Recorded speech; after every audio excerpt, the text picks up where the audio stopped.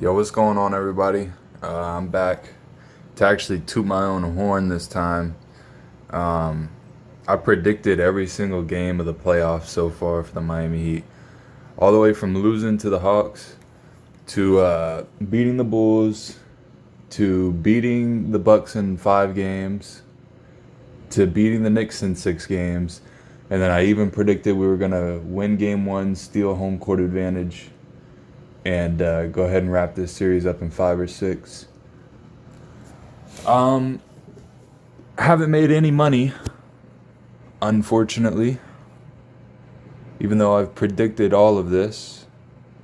Um, I did put a bet on Game One, but then I missed it by one thing: Jaylen Brown hitting another three. It was one of those already created parlays, and I was like, "Yeah, that looks good to me." And then I added the Heat to win the game. Got everything right except for Jaylen Brown hitting 2 threes. He only hit one. So haven't made, and that was the only bet I did. I haven't bet on anything else because the refs. They don't want the Miami Heat to win. When I say the refs, I really mean the NBA. Because, I mean, they are the ones who control the refs and tell them to go give them the calls, I'm assuming. I mean, I learned my lesson last year. We should have been champions last year. But that didn't happen because of the refs. And it's just an unbelievable feat. On top of being underdogs, the Miami Heat being underdogs, the other team also shoots double the amount of free throws every single game. And it's every single game. So, I mean, that's why I don't bet. Last year, I lost a lot of money because we were the better team, but Boston ended up beating us in Game 7 by 4 points because they shot twice as many free throws all series. If you add up, it's actually funny, if you add up all our wins, add up all their wins, we actually win the series by point differential. Like, if you add up all our wins collectively, it's like, I don't know, it's not what I'm about to say, but just throwing them out, like, we're 20 points in all our wins combined, and then all 4 of their wins, it was like 16 points. So we won 20-16.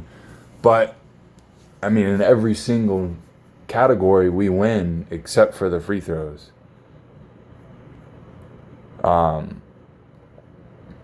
Yeah, literally every single category we win except for the free throws, and that's why I didn't bet at all this year, because it's the same thing. But we're winning despite the free throw differential. Like in Game 5 against the Bucks, they shot 47 to our 19 free throws. The Knicks series was close because the Knicks aren't really anybody, so they're not going to get special calls. But then even in Game 1 against the Celtics, we won despite being outshot by 20 free throws. That's 20 free points. And if you watch it live, you can see their bullshit calls. It'll be like 3-4 plays in a row for the Celtics to keep them closer, to extend their lead. And then Miami will come down in the span of getting those 3-4 calls. Like, it'll go Celtics play, call. Miami go down on offense, get contact, no call. Go back down. Celtics get a call. Again, Miami go down. They're playing a certain way. They're like, because it's in their head now, okay, we're not going to get a call. So they got to play a certain way, and maybe they'll miss a shot, and then they'll go down. Celtics get another call. So you see it play out live, but that's why I haven't bet. Whole point of this video is to come on here bragging, because I've literally predicted every single game. It's actually mind-blowing that I did that, but I haven't made any money, again, because I don't bet, because we get outscored by free throws in every single game. So, you know, and Boston's a good team, but they're not better than the Heat. But a good team that gets more free throws, they're going to win the game 9 times out of 10. Because, I mean, come on, you're shooting 20, you're getting 20 to 30 free points. How are you not going to win the game, you know, as a good team? Anyways. So, yeah, it's just crazy. Now, I literally predicted it, but I haven't made any money. It's so frustrating. Because, like you say, how are you going to take that risk, you know? Because you should lose the game when you're matched up with a good team and they get 30 to 40 to 20 free points. You know, you should lose that game. But Miami and Jimmy Butler just going crazy. But let's not undermine any of the Miami Heat players as well. You know, you got Caleb Martin being a second option, playing tremendously. You got Max Strus diversifying his game, not just shooting the ball, but taking it to the hole. You got Kyle Lowry stepping up big, making good plays. Jimmy Butler's passing ability. Bam's actually showing up. He's freaking hitting mid-range jumpers and getting to the foul line and hitting post hooks. Not to mention all our defense. Our defense is going crazy. And, you know, despite getting foul calls called every single time down the floor. So, you know, it's a good time to be a Heat fan, and people are starting to wake up that we're a good team.